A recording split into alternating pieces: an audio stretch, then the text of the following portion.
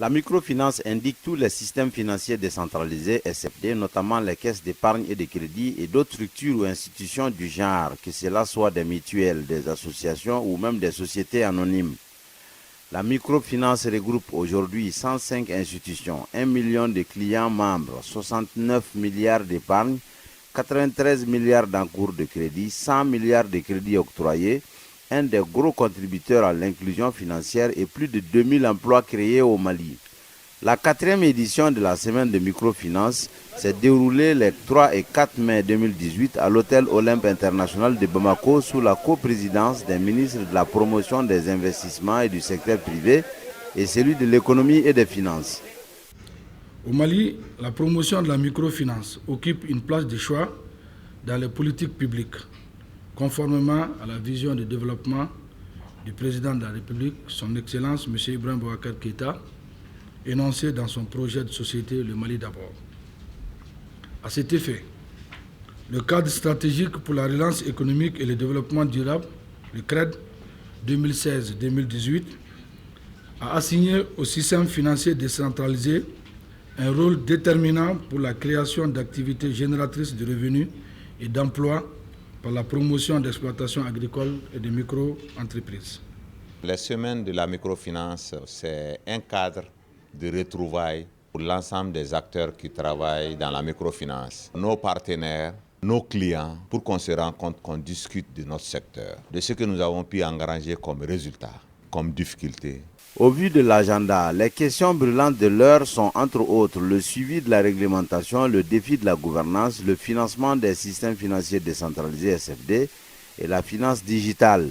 Des experts maliens et ceux venus du Bénin et du Sénégal ont pu entretenir les participants très intéressés et attentifs. On peut considérer aujourd'hui que beaucoup d'efforts ont été fournis, même si des insuffisances demeurent, notamment en matière de reporting, surtout de contrôle interne. Le régulateur fait et le superviseur surtout joue son rôle en la matière et les sanctions s'appliquent petit à petit et nous pensons que d'ici un moment, les choses pourront rentrer dans l'ordre. Comment financer le crédit? Quelles sont les ressources que l'institution doit disposer pour financer ces activités de crédit? On a parlé d'abord du financement propre à partir des fonds propres. À partir aussi d'autres instruments aujourd'hui, ce qu'on appelle les fonds d'investissement. Donc à travers ce qu'on appelle un apport en capital. Il y a aussi les dettes et les prêts qui sont accordés par des institutions financières aussi internationales, aussi par les banques. Il y a aussi des subventions. Alors, nous avons dans d'autres pays, notamment le Bénin, l'État, le pouvoir public, on met en place un fonds d'investissement pour la microfinance qui aide aujourd'hui aux institutions de se développer, de s'installer à travers le pays, d'assurer un refinancement au niveau du crédit, au niveau de la garantie. Sans bonne gouvernance, aucune organisation ne peut être viable, que ce soit au niveau macro, au niveau méso comme au niveau macro. Nous sortons d'ici très édifiés sur notre rôle à jouer dans le conseil d'administration par exemple et dans nos entreprises personnelles. La finance digitale, c'est simple, c'est l'offre ou l'accès des services financiers comme les crédits, épargne et transfert d'argent, assurance. Donc c'est l'accès ou bien l'offre de ces services et à travers la technologie mobile. Les institutions qui ne vont pas vraiment s'adapter à cela, qui ne vont pas adopter la technologie comme canal de distribution de leurs produits, de leurs services, ces institutions seront à la traîne d'ici peu. A diara an ye kojugu sabi an ye burusu mogo de na an ya soro wari be do telephone nin kono an sigi yoro da bi na an soro ante problème si soro wo ye belebele ba de.